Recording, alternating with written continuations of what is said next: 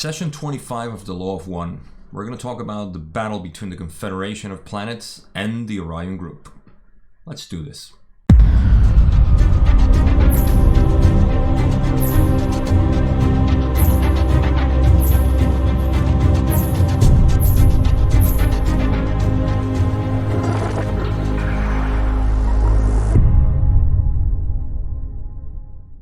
So, this session starts with Don asking about Carla's health. If you remember from last session, she was having a chest cold and she was made cough several times throughout the session by Don, asking Ra to make her cough just to clear her throat and so on. So now Don is asking what caused this chest cold, and the answer is actually pretty interesting, but I didn't cover it as usual in the slideshow. And it has to do with the consumption of LSD that Carla had about 2 weeks prior to this recording of this session in February 16. So Ra was explaining that the entity, the negative entity, which was a fifth density negative entity, was causing some interference with her. This entity apparently tried to do a couple of things to her, like trying to depolarize her first, but she was very positive in her experience, and then a couple of other things, and then it just decided to deplete her vital energy. So that's what caused it. Now it's interesting because today I've been having some issues with my camera and my microphone, so hopefully the recording comes out well, at least the audio, which is the most important part, not so much this. But as you can see, I'm in a new setting here, and it's going to be for a while, so hopefully this works well. I play with the camera, recording settings and that stuff, so I don't know, we'll see. But anyhow, let's get into the session because we have a couple of things to cover. This session's it's very short because, like I said, Carla was having some health or vital energy issues because she was being drained by this cold, and it was only just a couple of questions, like 12 questions or so. So we're going to cover that in just one shot. This is not part 1, 2, or 3, just going to be one session. So let's go into the first question, where Don is asking, we shall now continue with the material from yesterday. You stated that about 3,000 years ago, the Orion Group left due to diaspora.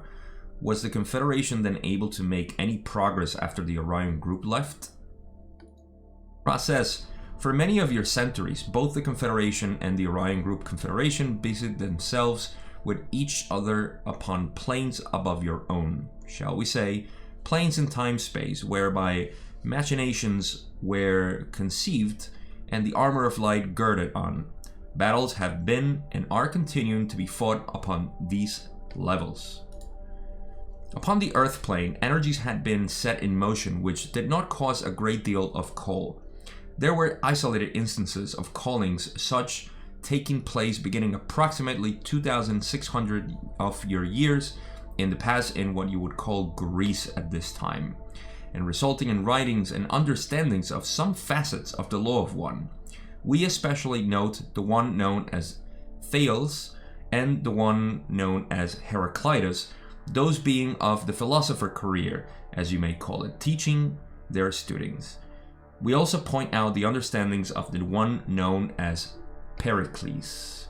This is actually really interesting, and first we're going to cover the side that the Orion Group and the Confederation did not come here as much or anything at all. They kind of left the plane of space-time and they went into time-space. We're going to cover this in the battle that is the Confederation and the Orion Group in the next couple of questions, but that's what they did. They kind of retired, they left, and the next contacts actually, or the influence that would happen, which is really the interesting part that I take out of, believe it or not, I take out this, the Greek philosophy, a lot more important than the battle that was being fought. I know it sounds exciting and everything. We're going to cover that.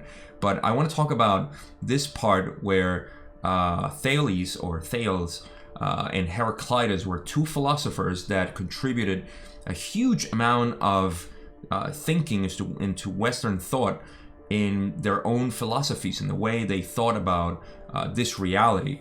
So it's really fascinating to know that Ra is talking about the facets of the law of one being taught or influence upon these two Greek philosophers. And it's fascinating to me, like I said, because the things that they talked about back then are pretty much aligned with grasping what we know of the law of one. And then there is Pericles, who was the leader in what's called the Golden Age in Greece, where a lot of this stuff that was coming out in terms of philosophy and understanding reality, but also other things about exploding society in terms of knowledge and art and all this stuff was happening. So it's nice to know that the law of one was actually influencing these prominent figures. So I'm gonna make a video or a series of videos about Greek philosophy and the connection between that and the law of one. So if you like this stuff, pay attention in the near future once I get everything wrapped up, and I'll make a series talking about all these influential Greek philosophers that talked about this law of one over a period of about 200 years until Plato and Aristotle. So just putting that out there. And now let's get on with the rest of the information that's here, where Ra continues and says, at this time there was a limited amount of visionary information which the Confederation was allowed to telepathically impress. However, for the most part during this time, empires died and rose according to the attitudes and energies set in motion long ago, not resulting in strong polarization, but rather in that mixture of the positive and the warlike, or negative, which has been characteristic of this final minor cycle of your beingness. So, cool to know that if you remember from all the past sessions, from about session 19, we started talking about the end of the second cycle, and I know I've mentioned this several times, but for context, we talked about the end of second density rather, and the beginning of third density cycle. Now this was a series of sessions where Don was inquiring about historically from 75,000 years all the way to now, and now we're reaching the end of that. That's why we talked about Greece just now, and then Ra is referring to, at this time, there was a limited amount of visionary information which the Confederation was allowed to telepathically impress, and that's why they did it this way, and things just went on their own. They just left things to run the way it is. And there's a very important part that we're going to cover in the rest of the questions, and I'll come back to that as to how the Confederation and the Orion group left, and they started doing everything by telepathy. And the what happened I like the fact that they mentioned that empires died and rose, just like the Persian Empire, Alexander the Great in Macedonia, and of course Rome, part of that too, and other empires that have come and gone. So they're basically wrapping up pretty much all this stuff, and the rest has been just telepathically impressed upon people in the history of things. So that's what we're covering so far. There's not much information here, and Don, being very curious about this stuff, of course is going to ask in the next question, you spoke of an Orion Confederation and a battle being fought between the Confederation and the Orion Confederation. Is it possible to convey any concept of how this battle is fought? Now we're going to get into this battle. Ra says, picture, if you will, your mind. Picture it then in total unity with all other minds of your society. You are then single-minded, and that which is a weak electrical charge in your physical illusion is now an enormously powerful machine whereby thoughts may be projected as things. I totally love the way Ra says this, because we can take so many things out of just this one slide where they're saying that, imagine our mind, like I said, in this physical illusion is a weak electrical force. So we can see that what he's talking about, or they talk about, is the electrical charge of what this consciousness is. Remember, consciousness is a sort of electricity, an energy that flows through our brain, and that's what we measure physically here. So that electrical charge is who we are. Now, when this electrical charge gets all together in the social memory complex that we kind of achieve in 4 density, then it becomes a very powerful machine, like they said, and thoughts may be projected as things. But this also happens in 4 density negative. So now there are 2 social memory complexes, and we're going to get into that now, trying to influence one another in this strong energy that is being projected to each other as things. So just wanted to emphasize on that, like how we can extrapolate here that we are a very weak electrical charge. However, we are that electrical charge that creates consciousness, or that manifests consciousness. And just to illustrate the power of the social memory complex, that's what happens when we're all together. And this is something that can and actually happens a lot in our 3rd density illusion, as they say, that when we get together and we say meditate, the effect of meditating together is huge. And we've talked about the law of squares, even though Ra doesn't like to talk about it as law of squares, but or as a law. But yeah, the squaring of us getting together and maximizing or potentiating that call, it's really cool. So let me not linger in this too much, because I geek out on this. So Ra continues and says, in this endeavor, the Orion group charges or attacks the Confederation arms with light. The result, a standoff, as you would call it, both energies being somewhat depleted by this and needing to regroup. The negative depleted through failure to manipulate, the positive depleted through failure to accept that which is given. And we're gonna cover this a lot better in the next question. I'm not gonna explain it here because it's gonna make more sense as Don asked the next question, where he says, actually, could you amplify the meaning of what you said by failure to accept that which is given? Ra explains, at the level of time-space at which this takes place in the form of what you may call thought war, the most accepting and loving energy would be to so love those who wish to manipulate that those entities were surrounded, engulfed and transformed by positive energies. This, however, being a battle of equals, the Confederation is aware that it cannot, on equal footing, allow itself to be manipulated in order to remain purely positive, for then, though pure, it would not be of any consequence, having been placed by the so-called powers of darkness under the heel, as you may say. Alright, so let's cover this last 2 slideshow. I'm going to go back and read again when they say, at the level of time-space at which this takes place in the form of what you may call thought war, the most accepting and loving energy would be to do so love those who wish to manipulate that those entities were surrounded, engulfed and transformed by positive energies. So this is what the positive entities, or the social memory complex, the Confederation, would try to do, is to engulf them in that positive energy, and they're trying to give that loving energy.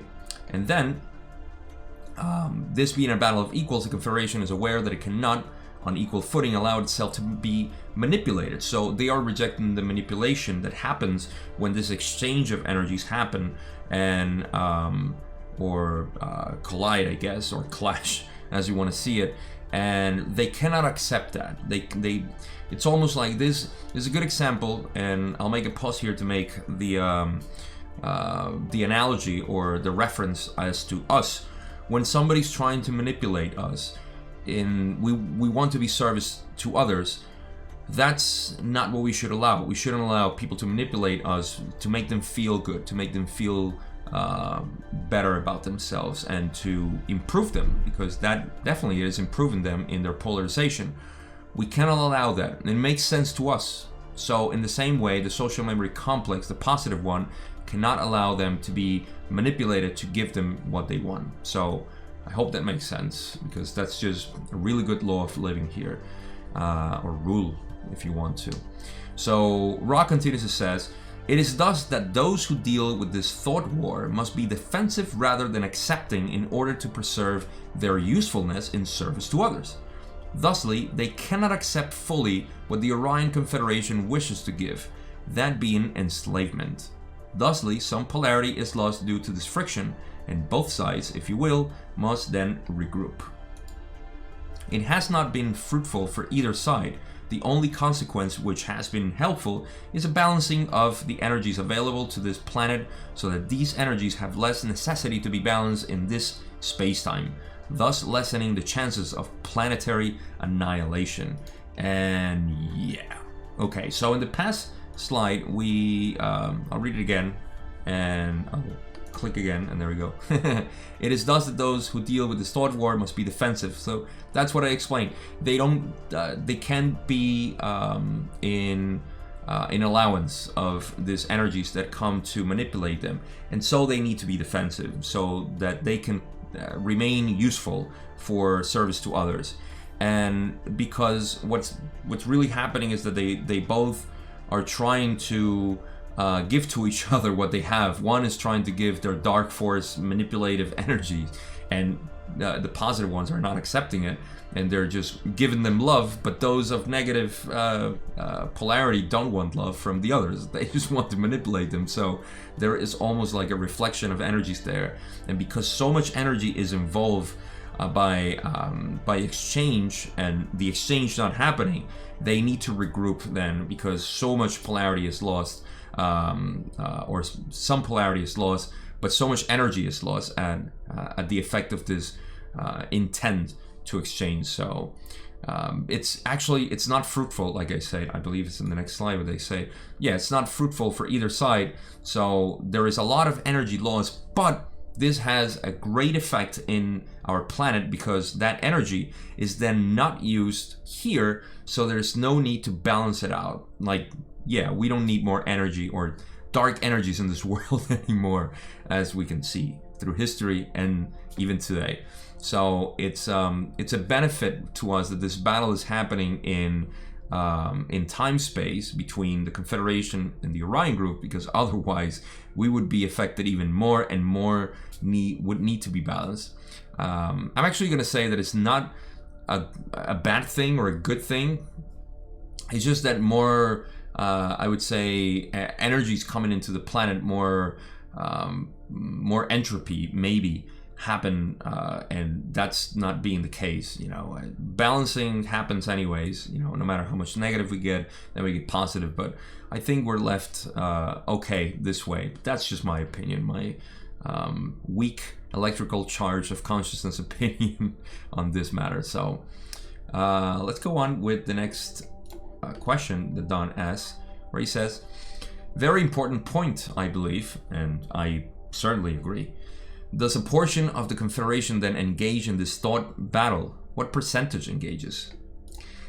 And Ross says, this is the most difficult work of the Confederation. Only 4 planetary entities at any one time are asked to partake in this conflict. And Don says, what density are these 4 planetary entities? And Ross says, these entities are of the density of love, numbering 4. So we're gonna get into why it's only 4 density that they engage into this, but it's only 4th density. Remember, 3rd density is us, 4th density is where we're going to, where we create the social memory complex. 5th density is the density of light and wisdom, and then there is 6th density, where it's unity, where Ra comes from. And it's only 4 density that participates in this battle, 4 positive and 4 negative. And it's only 4 planetary entities of the Confederation, at least, that take part of this battle. I'm not sure why, but Ra does mention that there is it's a really difficult task for the Confederation, and they only do it this way. So let's go on with the next question, where Don says, then I am assuming this is the most effective density for this work. Would this density, an entity of this density, be more effective for this type of work than, say, an entity of density 5 or 6? Good question. Ra says, the 4th density is the only density besides your own which, lacking the wisdom to refrain from battle, sees the necessity of the battle. Thus, it is necessary that 4 density social memory complexes be used. This leaves me to speculate a couple of things, as I read it right now, actually. The fourth density is the only density besides your own which, lacking the wisdom to refrain from battle, sees the necessity of the battle. Knowing that fourth density obviously doesn't have the wisdom of fifth density, and we can see that the results of say a battle, an engagement, results in some loss of polarization plus a lot of loss of energy, then it makes sense that the fifth density does not want to take place in this. I would see it, and maybe my analogy is not that good, but those of the ranks in the military who do not engage in battle because they are wise enough not to be in battle. So they just kind of from afar, they influence things and they make decisions and so on. So it seems more like fifth density does not want to take part of this. And the other thing that I can take away from this is that if you get involved, just like we know from higher densities, if you get involved with lower densities, and especially in this energy exchange influence kind of thing that's happening, and the thought war that is happening, they may lose a lot of polarization and create karmic attachments to these social memory complexes. So maybe fifth density is actually left to influence by afar or from afar on these battles, and that's what makes sense to me from what I gather and what I see. And of course, Ra is saying that it's always necessary, or it is necessary, for fourth density social memory complex to be used in this, and even the Confederation does not want to participate this from fifth and sixth density. But we're going to cover a little bit more on this. And the next question is Don asking, am I correct in assuming then that fourth density on both sides of both the Orion and the Confederation sides are in this battle, and that the densities fifth and sixth on the Orion side do not engage in this? Is this correct? Ra says, this will be the last full question as this entity's energies are low. It is partially correct. Fifth and sixth density entities positive would not take part in this battle. Fifth density negative would not take part in this battle. Thus the fourth density of both orientations join in this conflict. Okay, so we did cover this part, and that makes sense, obviously, after I said what I said. My speculation being different from what this say. Ra is just saying that, of course, there is fifth and sixth density entities positive would not take part in this battle. Fifth density, basically no fifth density are taking, or sixth density entities are taking part of this battle, and fourth density of both orientations join this conflict. Okay, so we covered that part. One thing is that while this is the last full question of the session, because like I said at the beginning, Carla was very weak, I guess, in vital energy, and this would be the final question. Don did ask one more question that I'm going to cover here, and I wanted to just include it because why not? So after Don asking what could be done for Carla and all that stuff as they usually asked, Don says, I really would like to know of the orientation of fifth density negative for not participating in this battle. It's a really good question. So the final answer here is Ra saying the fifth density is the density of light or wisdom. The so-called negative service to self-entity in this density is at a high level of awareness and wisdom and has ceased activity except by thought. The fifth density negative is extraordinarily compacted and separated from all else.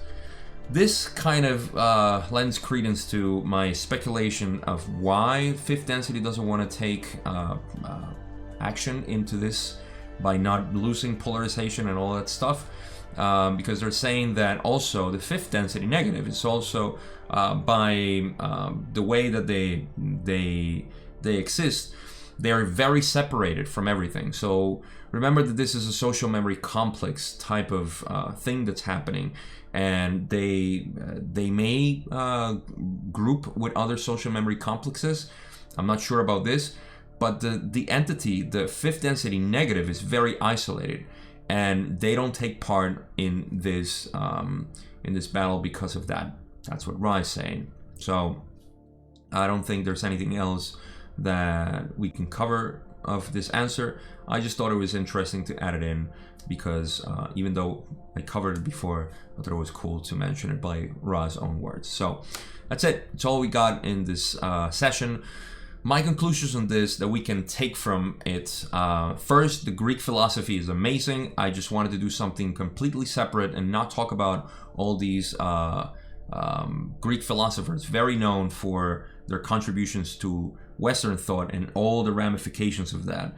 But it's very interesting that Ra was talking about those things, and that we know that the law of one was given back then, and we can dive really deep into all this stuff. That's why I make it a separate video or a separate series of videos explaining all those parallels that I find between Greek philosophy and the law of one, and how we now know things that are beyond what Greek philosophy was trying to attempt to answer back then.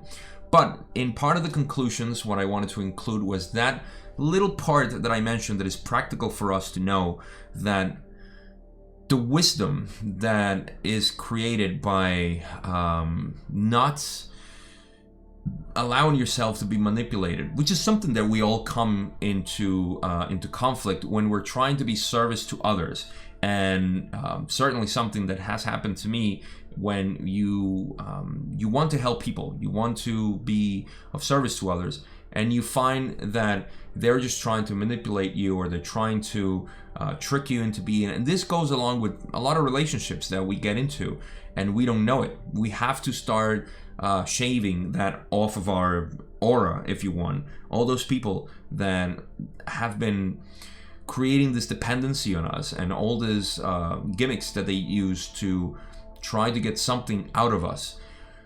It doesn't matter how much you want to be a service to them. If they're doing it with a negative intent, then you're losing a lot of energy and you're wasting a lot of time and effort on them. You're not accomplishing anything by satisfying these people. And if you're in one of these relationships, it's really painful for people to go through this. There's a lot of resources. People who have psychopathic behaviors try to have, and with psychopaths, I don't want to, evoke this image that we have from psychopaths being killers and so on. I mean, psychopathic behaviors are present in a lot of people. You'd be surprised. A lot of family members in my own family have psychopathic behaviors, and this is something very natural. It's very normal that happens. Once we get into that, I'm not going to go deep into psychopathic behaviors and how they kind of get into your mind. You've probably had them. I definitely had them to some degree, but it's only when you get to the extent that they're very intense that you kind of see it manifested. So it's not something strange to us. We're kind of used to that. And the point is that we shouldn't allow ourselves to be manipulated by others.